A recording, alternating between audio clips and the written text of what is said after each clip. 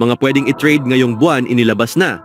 Stephen Curry may pagsisisi kay James Wiseman. Suns at Warriors, nagbago ng ruta. Pwedeng makuha si Durant ng Warriors. Ngunit bago ang lahat, kung gusto nyo ng original shoes, new running shoes, mabibili lamang sa halagang 1,299 pesos. I-click lamang ang link sa comment section.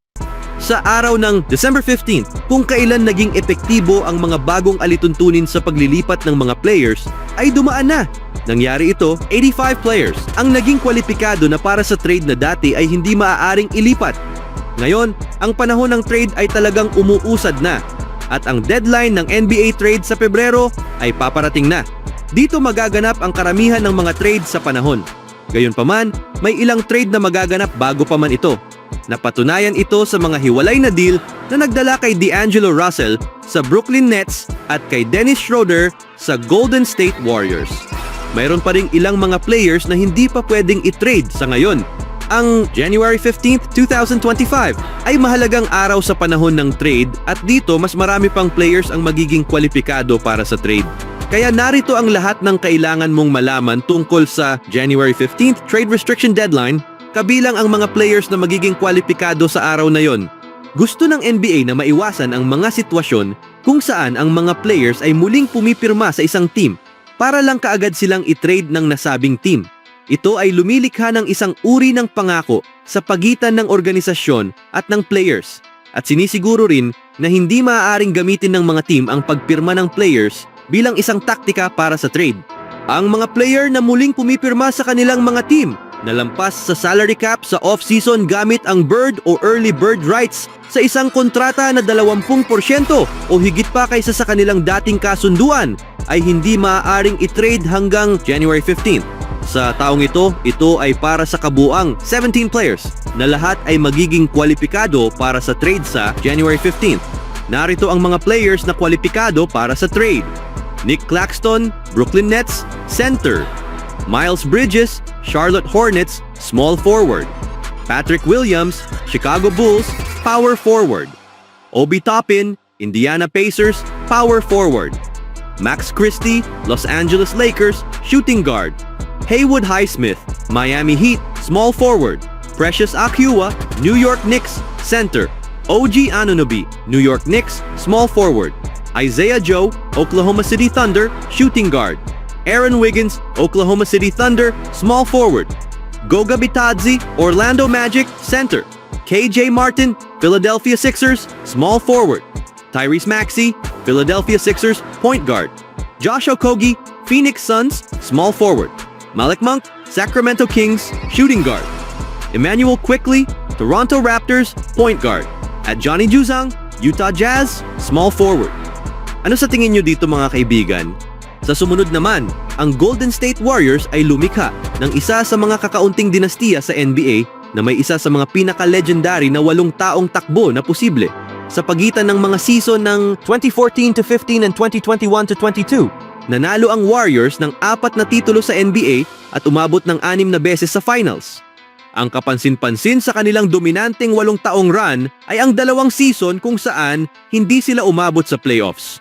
Ang 2019-20 and 2020-21 na mga season ay tiyak na mga anomalya para sa dinastiyang ito ng Warriors, lalo na ang kanilang taon na may 15 panalo na nagbigay sa kanila ng pangalawang pangkalahatang pick sa 2020 NBA Draft.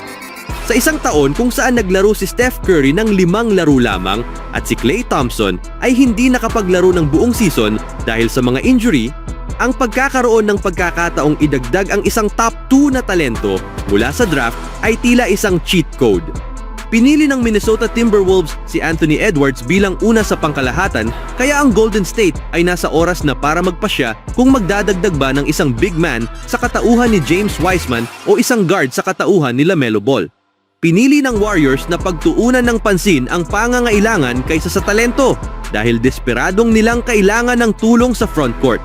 Ang pagpili kay James Wiseman bilang pangalawa sa pangkalahatan ay sa huli ay naging maling desisyon dahil siya ay naglaro lamang ng 60 laro bago siya na i-trade sa Detroit Pistons. Kamakailan lamang ay nagbigay ng saloobin si Stephen Curry tungkol sa desisyon ng Golden State na i-draft si Wiseman sa isang panayam kay Tim Keown ng ESPN kung saan binanggit niya kung paano maaaring naging iba ang takbo ng mga bagay kung iba ang napili nila. Sa tingin ko, ang pagsusuri sa ilan sa mga bagay na may kaugnayan sa dalawang timeline ay hindi maganda, sabi ni Curry. Pinili namin si Wiseman na nagkaroon ng mahirap na karanasan. Hindi niya kasalanan iyon. Pero nagkaroon kami ng pagkakataon nang kami ay nasa ilalim ng standings at nagkaroon ng number 2 pick at pinili namin si Wise. Akala namin may paraan upang punan ang agwat na iyon, pero hindi iyon nangyari.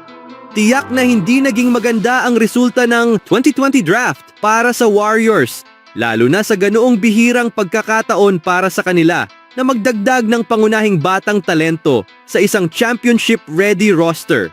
Ang makita si LaMelo Ball na umangat sa Charlotte Hornets ay tiyak na masakit para sa front office ng Golden State, lalo na sa naging resulta ng sitwasyon kay Wiseman.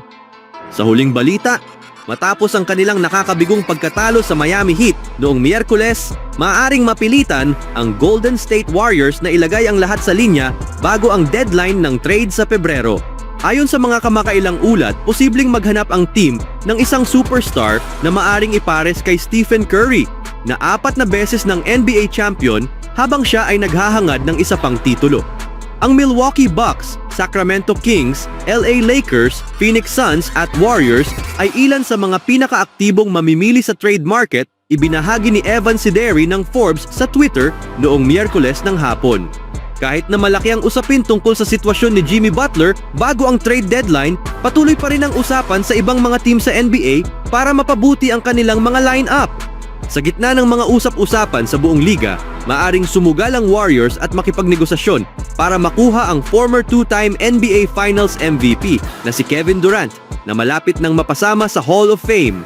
Bagaman kabilang din ang Suns sa mga potensyal na buyer, mas madaling paniwalaan na mas gugustuhin ng prangkisa na buwagin ang kanilang team kaysa subukang makipagkumpetensya. Pinatutunayan ito ng kanilang record na 16-19 at patuloy na mga spekulasyon ng trade na pumapalibot sa kanilang all-star guard na si Bradley Beal. Ang pinakahuling pagkatalo ng Phoenix ay maaaring hudyat na dapat na silang pumasok sa isang rebuilding phase matapos silang matalo laban sa Charlotte Hornets na may 10 sunod na talo bago ang kanilang laban sa Suns noong Miyerkules. Sa kanyang ika-17 season, nagkakaroon ng MVP caliber season si Durant na may average na 27.4 points and 6.5 rebounds, habang mayroong kahangahangang 57.9% effective field goal percentage. Ang pagbabalik ni Durant sa Golden State ay tiyak na ibabalik ang prangkisa sa pagiging isang title contender dahil ang tambalan ni Curry at Durant ay nagdala sa team sa 3 sunod-sunod na NBA Finals mula 2017 to 2019 na may 2 titulo. Posible na makita ni Durant ang Warriors bilang kanyang pinakamagandang option para manalo. Maaari itong humantong sa dating MVP ng liga na magtulak para sa isang kasunduan. Kapalit ni Durant, malamang na kailangang ibigay ng Warriors ang isang mabigat na hanay ng mga prospect kabilang sina Jonathan Kuminga, Brandon Podziemski at posibleng si Moses Moody kasama ang kontrata ni Andrew Wiggins at unang round na draft compensation. Ano ang masasabi niyo mga kaibigan?